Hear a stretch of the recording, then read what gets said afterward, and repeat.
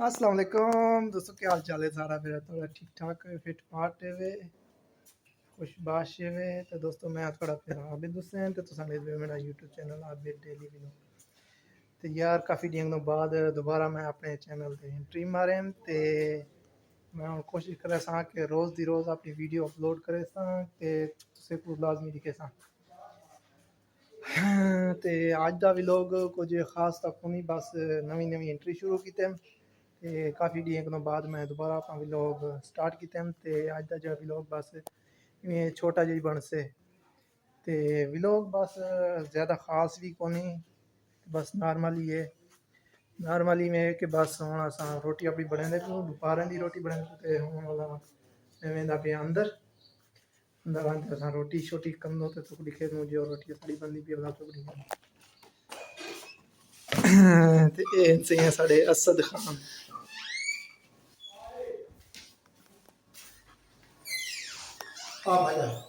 ये साढ़े कुक साहब हैं माशाल्लाह।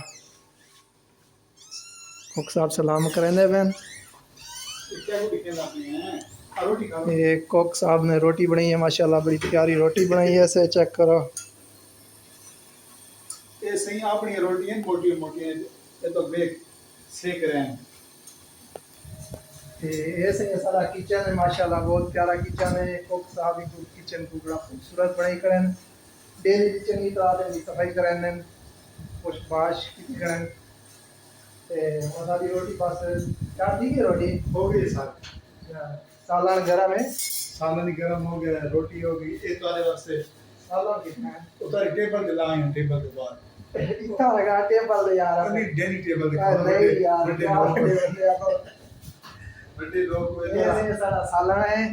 देखे जो आसानी कुकर गरम की तरह ये कुकर है मैक्रो मैक्रो मैक्रो आ गए मैक्रो आधे यार वही इंग्लिश में मैक्रो आ गए ना, सब पता हो गया सब अनपढ़ बंदे हो ना, सब इतना खास पता हो गया। अनपढ़ नहीं, मैक्रो मैक्रो अमन जब मैक्रो ओवन सॉरी ओवन आ गई को मैक्रो ओवन ही बात देंगे तो कुकर आ कुकर ए हां सॉरी कुकर हो है, लेकिन वो कुकर है ये कुकर है ए जड़ा कुकर है वैसे ही ना सब है ये कुकर है कुकर पानी ना थोड़ी पानी ते ये हुण साडी रोटी तैयार थी गई है, खाना तैयार थी गया माशाल्लाह। असां हुण तले बैठ ते अपना खाना खमसो।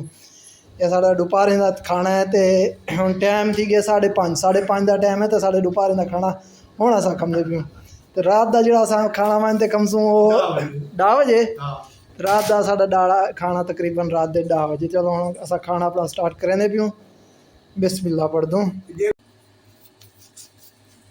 बिस्मिल्लाहिर्रहमानिर्रहीम। हाफिज साहब काम को छिकी बना माशाल्लाह, हिम्मत करो। क्या कुछ दिखाई पावे हैं। बिस्मिल्लाहिर्रहमानिर्रहीम। मज़ा आ गया।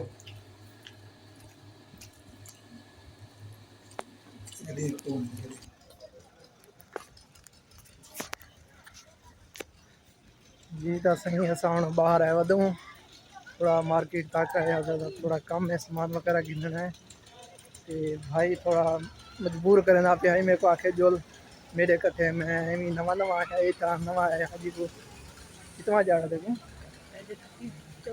चौथा एक कुछ भाई कुछ चौथा जाड़ा ही था आए को बाहर मार्केट का पता कहना इतना खास।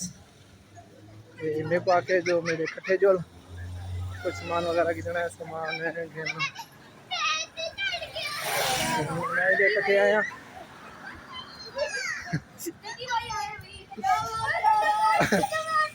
बच्चे भी जो खिले फिर क्या करेंगे पता क्या नहीं, वो भी लोग बड़े नवा नवा भी लोग का शौक थे यार। मार्केट काफ़ी दूर है, काफ़ी टाइम का अस टुरे